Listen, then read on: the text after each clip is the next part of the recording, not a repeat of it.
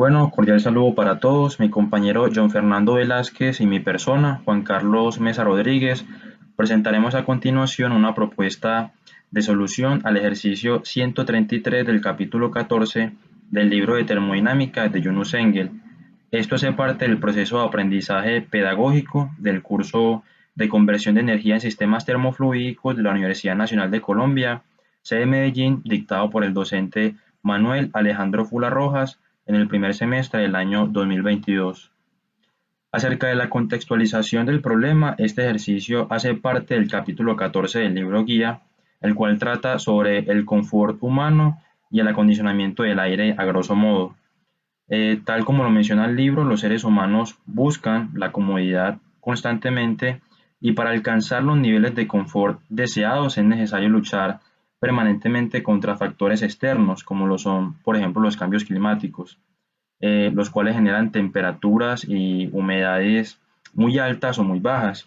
La labor ingenieril va a radicar entonces en buscar suplir dicha necesidad de confort de los seres humanos. Como ingenieros, claramente es imposible controlar o cambiar los factores climáticos que rigen el comportamiento de una región o de una ciudad, pero sí podemos usar el conocimiento ingenieril y la tecnología para controlar las condiciones de espacios confinados como casas, oficinas de trabajo, entre otros.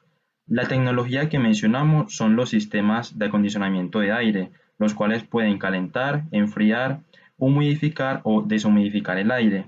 De esta manera, con la realización de este ejercicio, se pretende comprender a cabalidad algunos aspectos fundamentales para el diseño y para el cálculo de los sistemas de acondicionamiento de aire. Como se verá más adelante, en particular en este ejercicio, se abordará el tema del enfriamiento del aire con deshumidificación, el cual podría ser útil en un ambiente con condiciones de alta temperatura y de alta humedad relativa.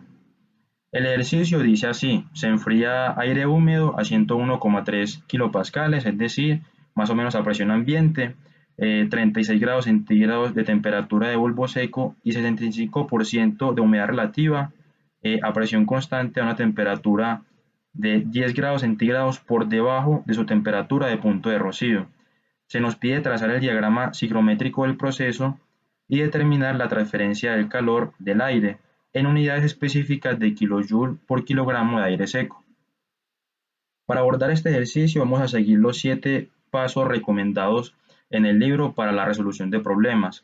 Empezamos con el enunciado del problema, valga la redundancia, que consiste en identificar qué nos da y qué nos pide determinar el ejercicio. En nuestras palabras, eh, básicamente se solicita trazar el diagrama psicométrico de un proceso de enfriamiento con deshumidificación y también determinar la transferencia de calor del aire. Y para ello lo que se conoce es la presión a la que se desarrolla el proceso, que es constante, la temperatura de bulbo seco y el porcentaje de humedad relativa inicial. Y también se puede conocer la temperatura final a la que se debe enfriar el aire, que ya sabemos que es 10 grados centígrados por debajo de su temperatura de rocío. Entonces, esquema representativo del problema. En pantalla podemos apreciar la presentación o la representación de este proceso. El aire caliente y húmedo entra en la sección de enfriamiento en el estado 1. A medida que pasa por los serpentines de enfriamiento, su temperatura disminuye y por ende su humedad relativa aumenta. Y todo esto ocurre de manera simultánea a una humedad absoluta constante, ya que sabemos que la capacidad del aire de soportar humedad depende proporcionalmente de su temperatura. Ahora, si la sección de enfriamiento tiene la longitud suficiente, el aire va a alcanzar su punto de rocío, que corresponde al estado de saturación X, como se puede evidenciar en el diagrama psicométrico general de la derecha de un proceso de enfriamiento con deshumidificación. El enfriamiento adicional en el aire eh, resultará en la condensación de una fracción de la humedad del aire. El aire permanece entonces en estado saturado durante todo el proceso de deshumidificación hasta que alcanza el estado final 2. Generalmente, este aire saturado del punto 2 es el que se envía al recinto que se quiere enfriar, donde se mezcla con el aire presente en dicha habitación o en dicho recinto. Ahora, para el desarrollo del ejercicio realizamos las siguientes suposiciones o hipótesis que nos permiten simplificar la solución del problema sin alterar el resultado final. Primero, que el aire seco y el vapor de agua se consideran como gases ideales bajo las condiciones del proceso. Se pueden despreciar los cambios en la energía cinética y potencial sin incurrir en errores relevantes. También que el proceso de enfriado se asume como un proceso de flujo estacionario y debido a esto el flujo másico de aire seco permanece constante durante todo el proceso que se expresa matemáticamente como vemos en pantalla. Y también se asume que el aire sale como aire saturado a la temperatura indicada, que son 10 grados centígrados por debajo de la temperatura del punto de rocío, y además se supone también que la parte de la humedad del aire que se condensa durante el proceso se extrae o se elimina también a la temperatura del estado de salida. Ahora, para el desarrollo del ejercicio se hace uso de la carta psicométrica dada en la figura A31 del libro de Sengel, que está diseñada para presión atmosférica tal como lo condiciona este ejercicio, como ya hemos visto anteriormente, o que también se puede encontrar u ofrecer el software IS. La importancia de esta carta radica en que nos brinda las propiedades del aire en las diferentes etapas del proceso de enfriamiento. Eh, También se debe complementar lo anterior con un balance de masa para aire seco, expresado matemáticamente como vemos en pantalla, y un balance de masa para vapor de agua, o sea, para la masa del agua, además de un balance de energía para flujo estacionario. Para la sección de propiedades, sabemos previamente que tenemos dos estados. En el estado 1 nos dicen que el aire se encuentra a una presión de 101.3 kilopascales, que corresponde aproximadamente a la presión atmosférica de una atmósfera media a nivel del mar. Además, el aire entra con una temperatura de bulbo seco de 36 grados centígrados y una humedad relativa del 65%. Para este estado, consultando en la carta psicométrica que nos ofrece el IS, podemos encontrar las demás condiciones de entrada de aire, como la temperatura de bulbo húmedo, la temperatura del punto de rocío, el volumen específico, la humedad absoluta y la entalpía de este estado inicial. De estas propiedades es fundamental la entalpía y la humedad absoluta para los cálculos, pero también la temperatura del punto de rocío, porque la temperatura en el estado 2 será 10 grados centígrados inferior a esta, es decir, de 18.4 grados centígrados, además de contar con una humedad relativa del 100%, como se pudo ver en el diagrama psicométrico. Para este estado determinamos las propiedades restantes de manera análoga a como se hizo con el IS. Para el estado 1, resaltando los valores de la entalpía de 52.17 kilojoules sobre kilogramo y de humedad absoluta de 0.01326 kilogramos de vapor de agua por kilogramo de aire seco. Para los cálculos en cuanto a la resolución del problema, primero tenemos en cuenta los datos proporcionados por el propio problema y los datos que se calcularon previamente con la carta psicométrica, como la entalpía, la temperatura del punto de rocío, en ambos etcétera, en ambos estados.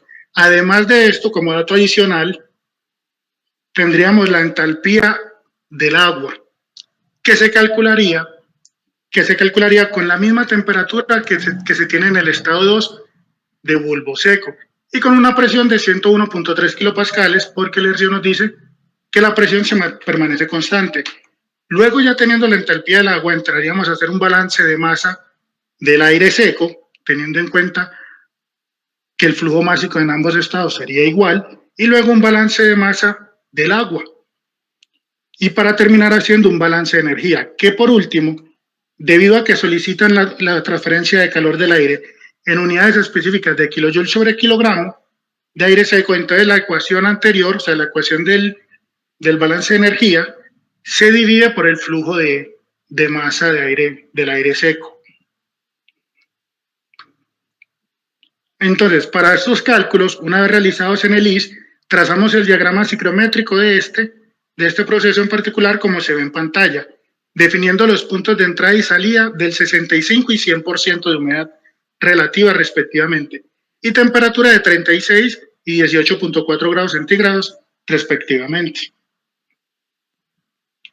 Una vez resueltas las ecuaciones, llegamos a que la transferencia de calor del aire en unidades específicas es de 46.55 kilojoules por kilogramo de aire seco, el cual es un calor que se debe principalmente a la diferencia de temperaturas entre la salida y la entrada del proceso de enfriamiento y que termina siendo disipado por el sistema de acondicionamiento de aire. Ok, entonces en la parte de análisis, comentarios y conclusiones sobre resultados, podemos mencionar que una temperatura de 18,4 grados centígrados es una temperatura deseable, por ejemplo, a nivel del mar, tal como parece proponer el problema, debido a que eh, nos ofrece una presión atmosférica, y sería deseable en términos de un apartamento o de una oficina ubicada en una zona costera donde la temperatura y la humedad suelen ser elevadas.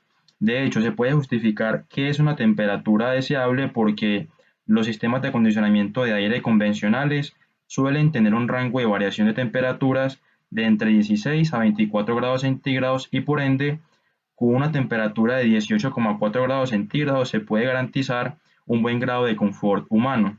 Por otra parte, se tiene que la humedad relativa al final o a la salida del proceso es del 100%. Sin embargo, sobre ese dato, tal como lo menciona el libro en algunas ocasiones, el efecto negativo de la humedad relativa sobre el confort humano se da al momento de querer liberar energía por evaporación, es decir, sudoración, que es un proceso biológico común en seres humanos. Entonces, si al estar en una oficina el trabajo que se realiza no es muy demandante, es poco probable que el cuerpo necesite liberar energía por este medio. Entonces, de esta manera no es ilógico pensar en una humedad relativa del 100%. Sin embargo, si nos encontramos en un gimnasio, sí sería indeseable contar con una humedad relativa tan alta. Finalmente, presentamos las referencias bibliográficas utilizadas para esta presentación y muchas gracias.